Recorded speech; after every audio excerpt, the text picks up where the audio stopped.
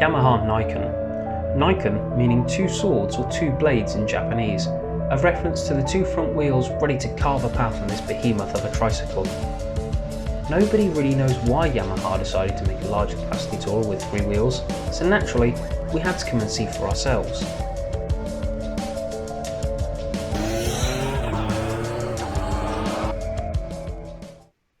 The Yamaha Niken starts at £14,400, but the one we're testing starts at £15,500.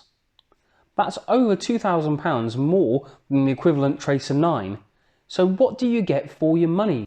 Well, you get luggage, you get 12-volt charging, you also get a centre stand and a taller touring screen. However, it's really annoying that it isn't adjustable.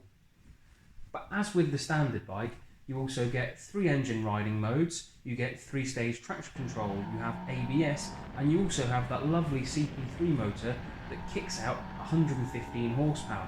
It's a good thing that this bike has so much power, because this thing weighs in at 263 kilos fully fueled. Speaking of fuel, to supply the bike it only has an 18-litre tank. Now the official figures say that's good for 230 miles or so at 59 mpg. However, in the real world, a lot of people have been riding this bike and getting around 45 mpg, so that means that it's good for 170 miles or thereabouts. But that's to empty, which means you're going to be looking for a fuel station every 130 to 150 miles, which isn't ideal for a GT Grand Tourer. Well, what's this bike like to ride, I hear you ask? It's such a strange arrangement having those two front wheels up front. However, the Yamaha engineers have absolutely pulled this one out of the bag because, bizarrely, it feels just like a normal bike to ride. Yes, okay, so you've got this big Ackerman linkage setup which gives a little bit more drag, and also you've got an extra front tyre to move side to side. So it does steer a little bit slower than most normal motorbikes. However, the sensation is absolutely identical. On the move, this thing gives you so much confidence. No longer do you look at the road surface and see an off-camber downhill or a little bit of gravel in the road or maybe a wet drain or anything like that and worry. It just gives you absolute confidence to pile into that corner with no other care in the world because you know it'll grip. That's how good this thing is. I'm not sure how accurate this because I haven't done the sums myself, but the salesman who kindly let me borrow this bike for a couple of hours told me there's around an 80% increase in mechanical grip. And I can well believe it. On the short test ride I had, I found a clear section of road and made sure it was safe to do so, and gave the front brakes all I had. It took a couple of goes to work up to really pulling the front brakes hard, but I couldn't believe how quickly I stopped. Honestly, I'm sure I've had crashes that are less violent than these front brakes when pulled in real anger. Because this bike has two lots of forks on each wheel acting independently, it soaks up the bumps like nobody's business.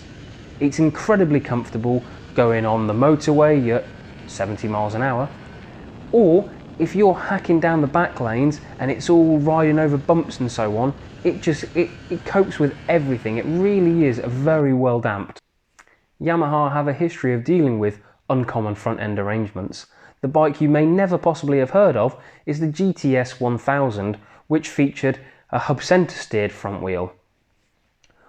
This bike, unsurprisingly, was also a bit of a tourer and also wasn't great with sales figures. It was during the 90s, and after a few years they took it out of production because they didn't really sell very many of them. Which brings me on to this GT. It also hasn't sold very many of them, but if you look at the brand new price of £15,500, it's a huge cost to invest in something to go touring on. However, if you look at the used prices of these bikes, they've fallen like a stone. So buying one brand new probably isn't the best financial investment. However, look at how much bike you get for your money at second hand. I had a look and these bikes have dropped nearly half of their value in just 3 or 4 years. That means you're picking up one of these bikes with all the technology with less than 10,000 miles on the clock for under £8,000, which is absolutely a bargain.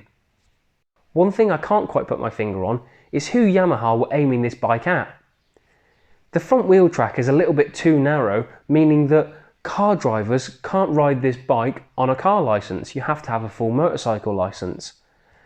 Initially I thought that was a bit of a missed trick by Yamaha, but having ridden this bike, actually, someone that isn't used to how a bike rides and feels, I'm not quite sure putting on something with 115 horsepower is actually the right move.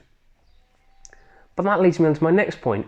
Also, 3 wheels, you would think it's inherently more stable, which it is when riding, and therefore you would be looking at people with lower limb injuries, or perhaps they weren't quite strong enough to hold up a bike anymore, or a few others, amputees perhaps.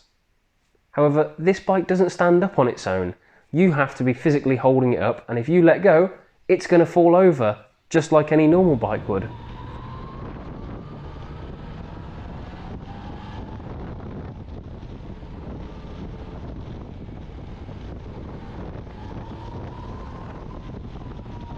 Having ridden this bike, albeit not extensively, I don't really get it. It's an absolutely fabulous bike. It's a great conversation piece. I even had people pull their cars over, get out and have a conversation with me because they hadn't ever seen anything like it before. But it just doesn't make me want one. It's fantastic. It rides well. The quick shifter's great. The screen is brilliant. It's incredibly comfortable. It's just a nice place to sit. But it's just not a motorbike.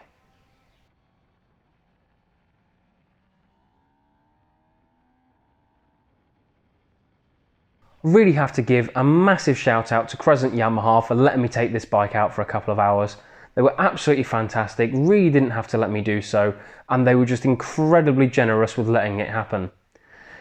The showroom is fully stocked with loads of brilliant bikes and the staff are really friendly, so if you're in the area of Verwood or any in the local vicinity, please do go and check them out because they're incredible gents down there.